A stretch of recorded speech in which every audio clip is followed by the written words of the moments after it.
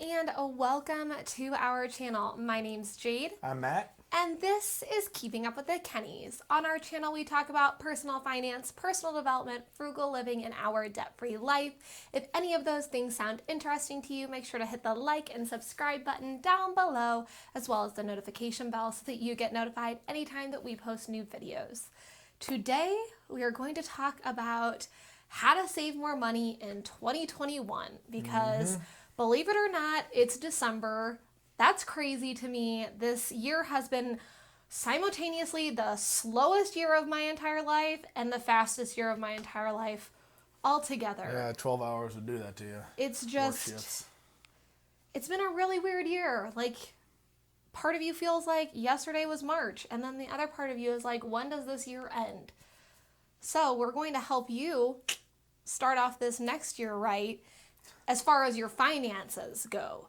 So we have some tips and tricks for you, and we'll get into it in this video.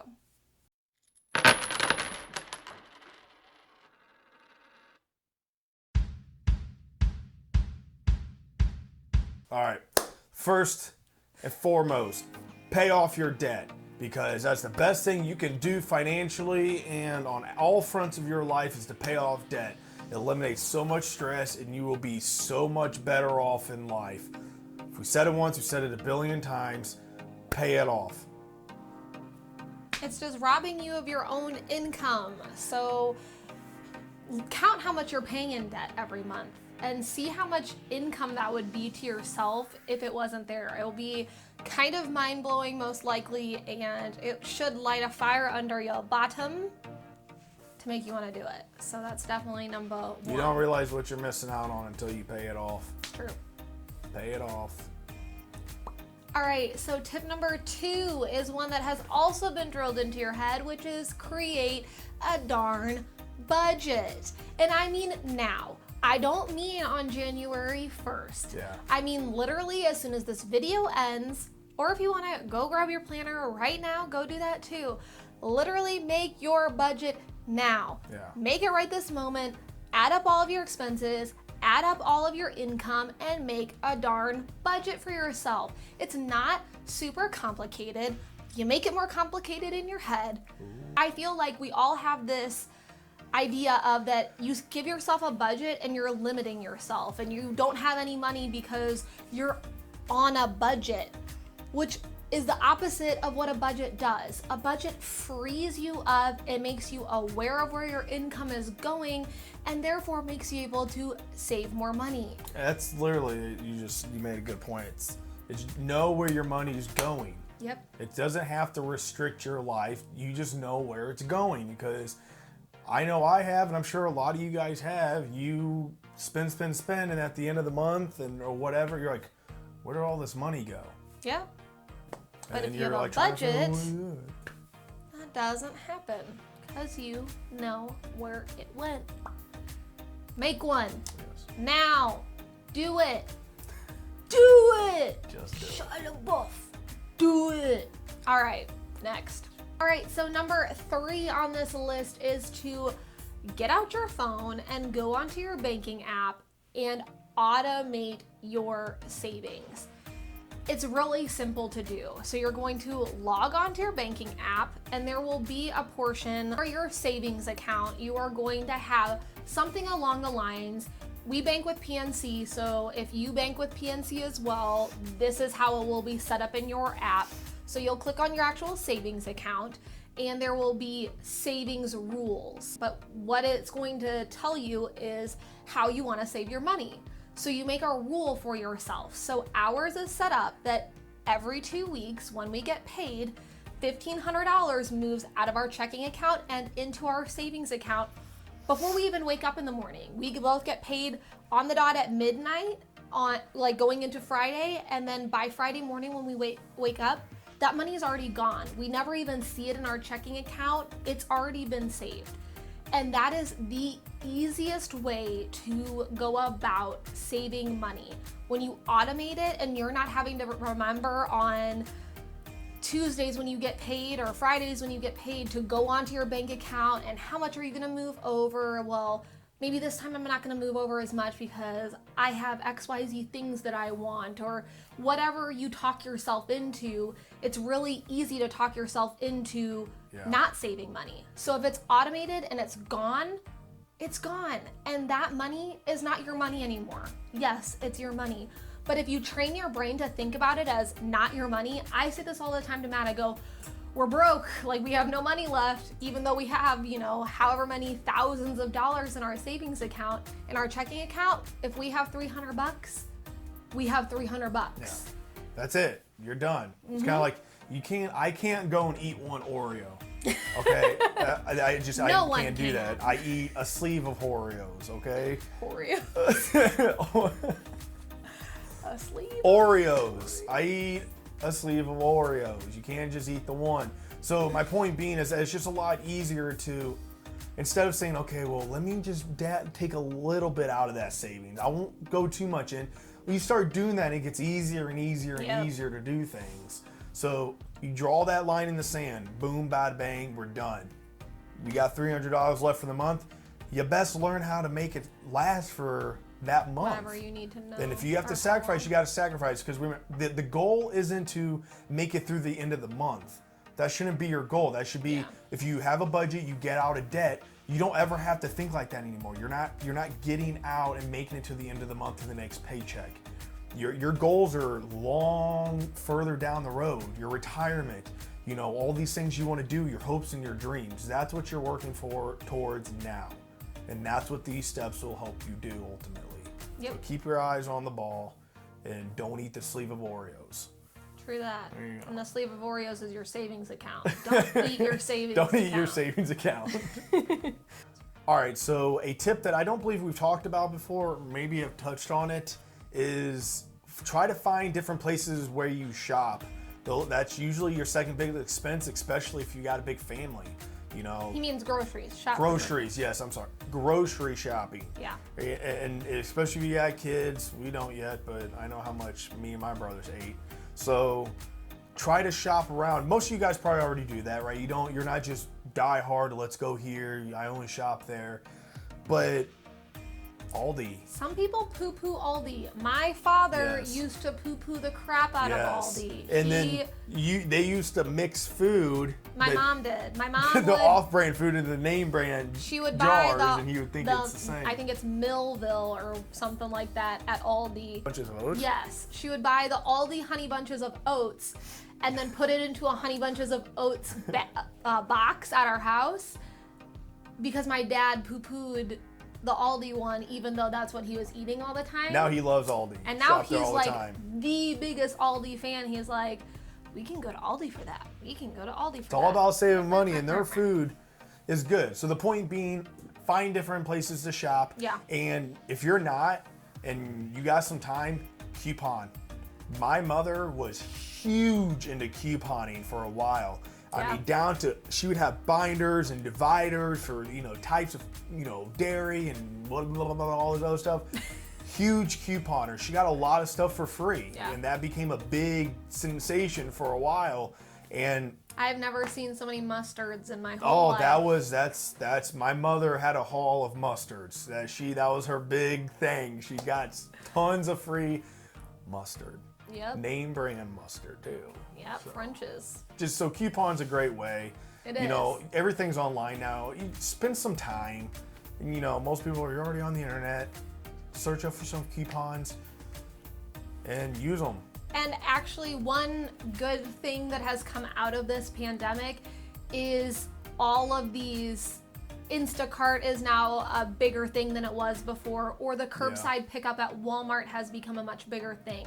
So if you can separate yourself from the store and you purchase all of your groceries online and then somebody else either picks it up for you, or the Walmart curbside pickup is free. You literally pull into a spot and they come bring it out to you. You're separating yourself from all of those end caps that are set up to make you spend money. There's a reason that the Velveeta shells are at the end of the aisle, because they know Jade's gonna walk by it and go, I want Velveeta shells. Liquid gold. Like, they know it. And they know that if they put that it's $3.98 up there, you're like, that's a good deal. 3 boxes of Velveeta shells for $3.98? Put that in my cart.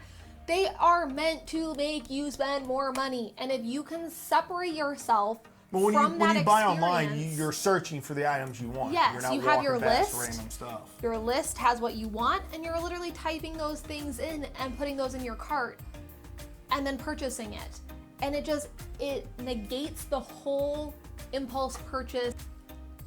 All right, so number 5 on this list is to avoid sales like they're the Rona. Because for real, sales, 90% of the time, you A, weren't looking for a said item, or B, you have to buy multiple of said item to get the sale. So buy 2, get 1 free is not a deal if you weren't planning on buying more than one. Yeah. If you buy a second item just to get a free item, you spent double the price than you were planning to spend. You literally save no money. The people at Charter try and pull this on us all the time. They're like, you could save more money if you bundle blah, blah, blah. And I go, unless you're telling me that I can have internet and cable for less than $45 a month, it's not less money. That's what my mom spend always says. double the money. Mom, I spent $39.99 on this item and I saved $50. She goes, so you spent $40? Yeah. That's her response. So you're not saving any money, you're just spent money. Yeah. So there's a difference between, I have started just doing this and incorporating this in pretty much everything. So I have made myself a list on my phone, and it's like my Christmas list / birthday list. So anytime that I have like an impulse of, I really want whatever item, I put it onto a list. I don't buy anything for myself anymore. I place it because then at Christmas time or my birthday, if I still want that item, I ask for it. Because if I wouldn't want to receive it as a gift, then why would I want to gift it to myself? Because what you're doing when you're buying yourself an item is you're spending your own money to give it to yourself. So if I wouldn't want Matt to purchase it for me or my parents to purchase it for me, then do I really actually want it?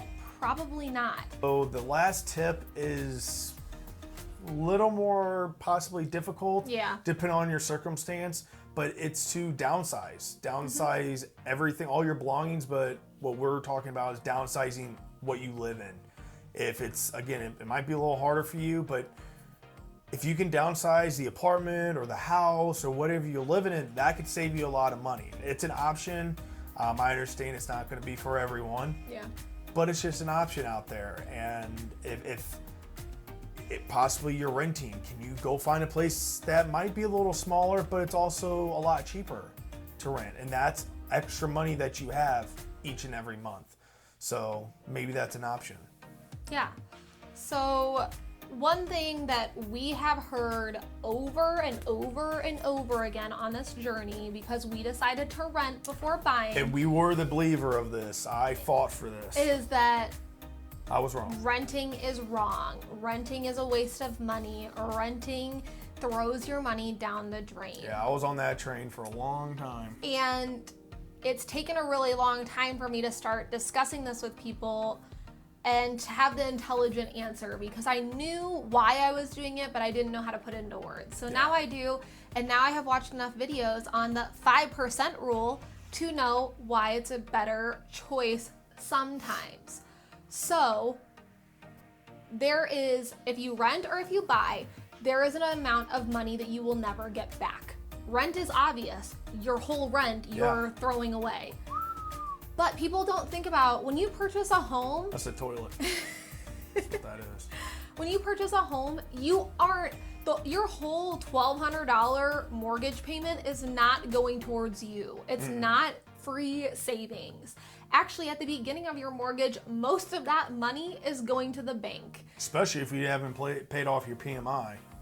So well, yes, depending on your 20% and then interest and everything else. So the housing costs, the amount that you will never get back, are your interest rate. And if you bought before this year, you most likely had a 3 or 4% interest rate. So you might be spending thousands of dollars a year on just interest for your house, as well as your property tax is something that you have to pay on your home that you will never get back. Yeah, and a lot of people forget about. Some areas where that is a lot of money. Yeah. And then the third thing is all of the maintenance on that house. So the 5% rule says that those expenditures add up to about 5% of your house's value per year. So let's say you buy a $250,000 home. That means about $12,500 a year is thrown away.